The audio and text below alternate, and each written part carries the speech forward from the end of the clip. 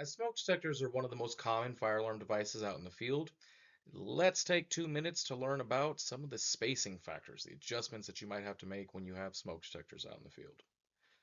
So smoke detectors are going to have to need the adjustments when you have high air movement areas, or if you have beams and joists, you might have to make an adjustment. How we figure out the spacing and how we figure out the placement of our devices is going to be different when we have slope ceilings, whether they be peaked or shed type. So let's get into high air movements. If you have greater than 8 minutes per air change in a space and you're utilizing smoke detectors, you're gonna have to take that smoke detector and make a reduction or a adjustment to the spacing of the device.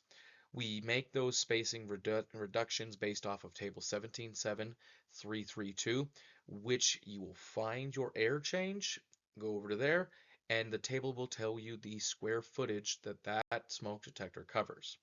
In order to find out the spacing, you take whatever that number is and find its square root.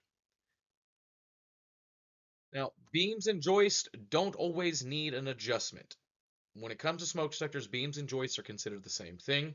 What we are looking at is what percentage of the beam depth does everything project down in relationship to the ceiling height. That's one of the very first things that we have to take a look at for adjustments. Now, the reason that we look at beams and joists having an issue and having to make adjustments is as heat or smoke will rise up to the ceiling, if we have beams or joists, they present a blockage to the smoke detector. Well, depending on how much blockage that is, we need to make an adjustment to the spacing of the detector so that we can have more detection. Factors that we look at. What is the ceiling height? What is the beam depth in relationship to that ceiling height? If it is equal to or greater than 10%, now we have to look at the beam spacing, how far apart those beams are spaced. Depending on what all those answers are, that changes the spacing of the device or the placement of the device. With our slope ceilings, there are two different types. You've got shed and you've got peaked.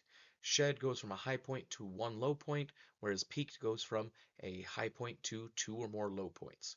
When we have either of these, we have to have a row of detectors within 3 feet of the peak. Depending on what type of slope ceiling we have, when we put that one row of detectors 3 feet from the peak is going to be different.